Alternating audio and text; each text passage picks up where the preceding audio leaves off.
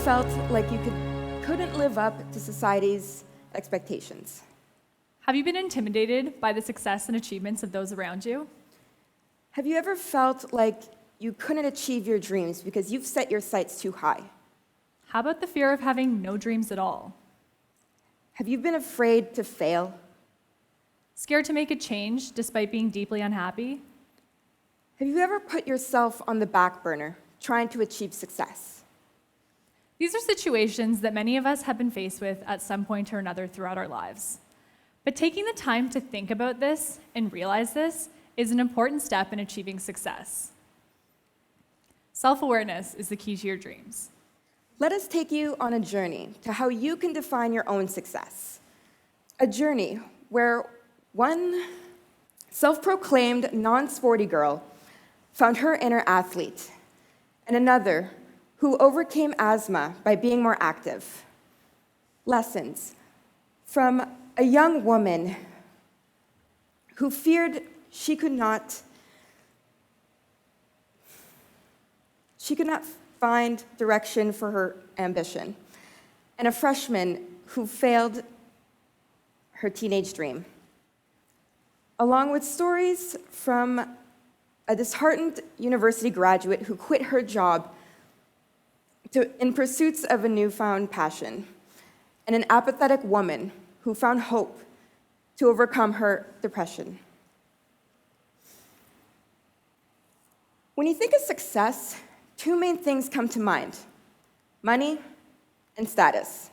That is what society has laid out for us. But success doesn't have to abide by the typical measurements of society. Success is defined by the purpose you set out, and it is measured by the degree to which we accomplish it. In order to be successful, you need to define your own success. You can easily do this by validating your accomplishments. It's like when you put a task down on your to-do list that you've already done, just to cross it off. We all do it for the sense of accomplishment, like we're subconsciously trying to motivate ourselves. At the end of the day, even if you haven't crossed a single thing off that list, don't get discouraged. Just add something else you did instead, just to show that you can accomplish something for yourself. From a student perspective, life can easily get out of hand, and when that happens, small things like getting out of bed and making breakfast or doing laundry can be a huge accomplishment, especially if you've been up late finishing an assignment, or like me, battling depression. These may seem like basic tasks, but when everything is against you, sometimes giving value to small achievements can really help you power through and achieve your goals, even if it's just on a daily basis. It still counts for something. I'm very big into mantras and inspirational quotes, and I always have been. I found that certain quotes have resonated with me during different time periods of my life, and have helped me keep pushing forward when all I wanted to do was stagnate. During university, I had inspirational quotes pasted all over my bedroom walls. One of my favorites was, "It's not who you are that holds you back, it's who you think you're not." Just think about that for a second. Let it sink in. It's who you think you're not. Too often we tell ourselves that we're not enough to do the things that we want to do. We're not smart enough, brave enough, driven enough. I know too many times I've let myself feel like I couldn't compare to those around me, especially in the age of social media. We allow the success and prestige of others to fan the flames of our own insecurities. But this quote encouraged me to take a step back and look at my situation objectively. I realized that I was the only one holding me back. You'll never know what you're capable of unless you push the limits. I always told myself that I wasn't sporty, that I wasn't an athlete. This was a narrative that I let define me for most of my life. But once I realized that I was the one perpetuating this self-fulfilling prophecy, I realized that I too could change it. I saw the motivation and passion that some of my closest friends around me had for being active, and it inspired me. It pushed me to rethink my own narrative. If these people were doing it, why couldn't I? It turns out I could. While there have been many long, grueling hours of training along the way, I've completed triathlons, ran a 30-kilometer road race, and become the sporty girl that I deep down always wanted to be. Allowing the success and achievements of others to motivate you and inspire you rather than terrify you is an important step to achieving your dreams. I didn't become who I wanted to be overnight, but I got there that much easier with the fire that burns from surrounding yourself with people who make you want to dream bigger. If you're going to dream, first, you need to assess what you're capable of. And most importantly, recognize the circumstances. For most of my life, I've struggled with asthma. I let it control me, to the point where I was convinced I had to write off any form of physical activity to avoid inducing an asthma attack. I let my asthma hold me back. It wasn't until 5 years ago that I decided I was going to commit to taking my medication regularly, and I embraced my inhaler. That same year, I faced the challenge of climbing the steep hills of northern Thailand to live with a secluded hill tribe.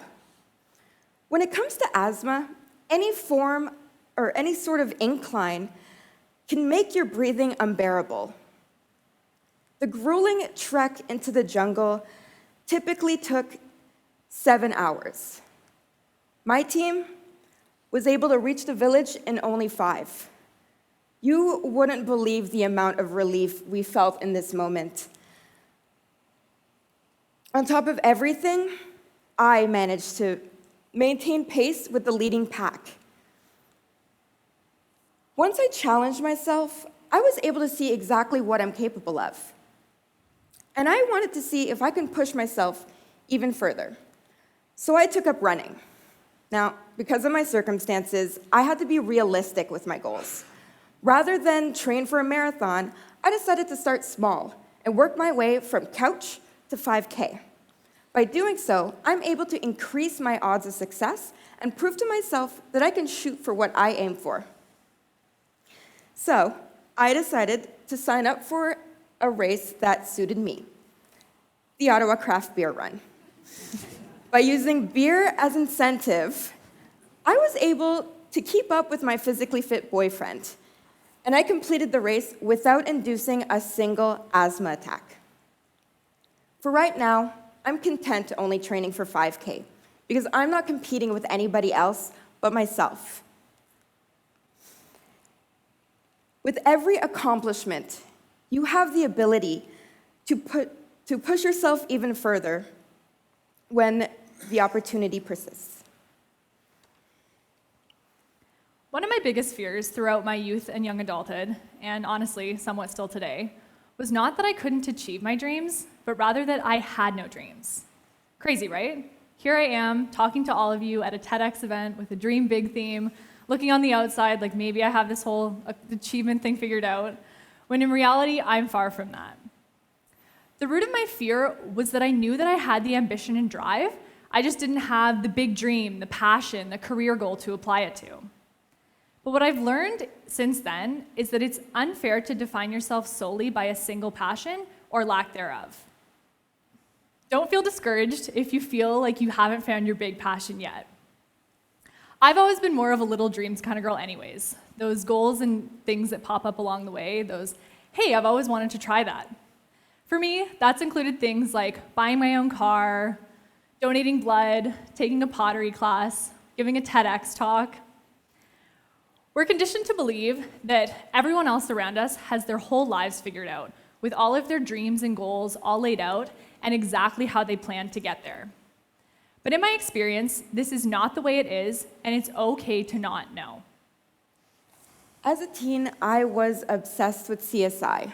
So obsessed that I wanted to become a pathologist. Yeah, I planned the following 12 years of my post-secondary education to conduct autopsies for forensic purposes.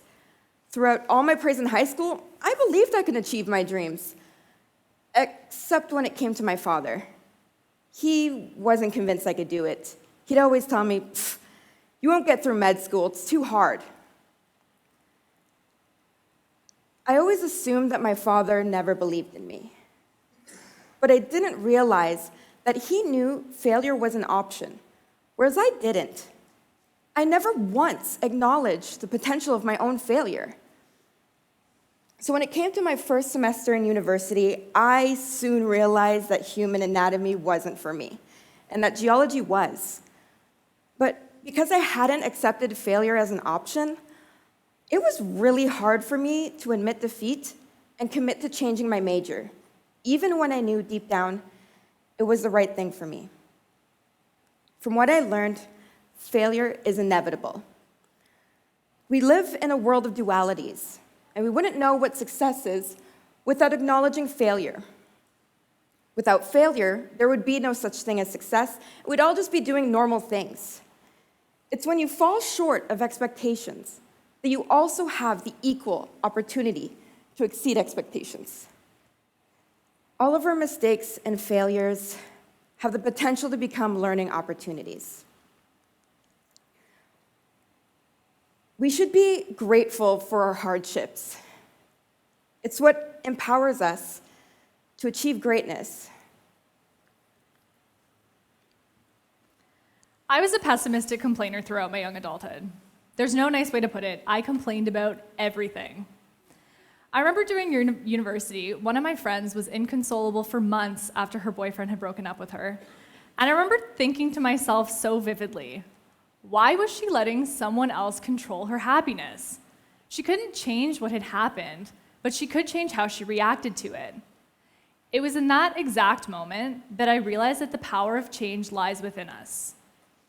Her situation made me realize that being a pessimistic complainer wasn't making my life or the lives of those around me any better, and that I needed to make a positive change in my outlook. This was a pivotal moment in my personal happiness journey. A few years later, after I had graduated and I had been thrown into the real world, I found myself feeling lost, confused, and unhappy once again, working in a job that left me bored, complacent, and unchallenged. I knew that if I stayed where I was going to revert back into my former pessimistic self. But I had a full-time job with benefits. What kind of entitled millennial brat throws away something like that? Ultimately, I weighed my pros and cons, summoned up the courage to make a change, and took the leap. I applied to Algonquin College's environmental technician program, quit my job, packed up my belongings, said goodbye to my family and friends, and drove 500 kilometers away to Pembroke, a city I had never been to live in an apartment I had never seen, with a roommate I had never met. I had pushed myself out of my comfort zone, and I became a better, happier person for it. I didn't know, and I still don't know how things are going to turn out, but I took comfort in the fact that the choice had been all mine. I stopped being a passenger in my life, and I finally took the wheel. If you're feeling unhappy or discouraged in any area of your life, know that you are the one who has the power to make a positive change. It can be as little as believing that you're deserving of happiness, or as big as uprooting your life to make a big change. Change is scary, but you might just be pleasantly surprised with where you end up. Take it from someone with depression, your health is of great importance, whether it be physical or mental. I've never, ever really felt completely okay. And some days, this was more obvious than others. It wasn't until I couldn't face the challenges of life that my world spun into apathy. Even after going on life-changing backpacking trips through Southeast Asia and Australia with some amazing people doing some incredible things, something inside me still felt off. I started seeing a counselor, and I soon realized that my depression was a lot more prominent in my life than I had expected. This required me to take a step back from my life and focus on myself. With the little hope that I mustered inside, I was able to seek help in my darkest of days. There are many ways in which life can derail us, and when that happens, you need to recognize when your lack of motivation has inhibited you from reaching your goals. This allows you to take action. My desire to get better allowed for me to see beyond the stigma surrounding mental illness. By accepting my depression for what it is, a chemical imbalance in my brain, I I can take my antidepressants without shame. There are so many tools and techniques out there that help me further manage my depression, from practicing yoga and cognitive behavioral therapy, developing a strong support system, and seeking available resources. Ensuring you're okay allows for your goals to become more obtainable. When you feel great, you are at your optimum level of functioning, and you can take on any opportunity that comes by. Not letting opportunities pass up are ways for you to impress yourself and empower you to achieve greatness. Ultimately, you need to believe in yourself. From that, your greatest achievements can blossom into something beautiful and worth sharing.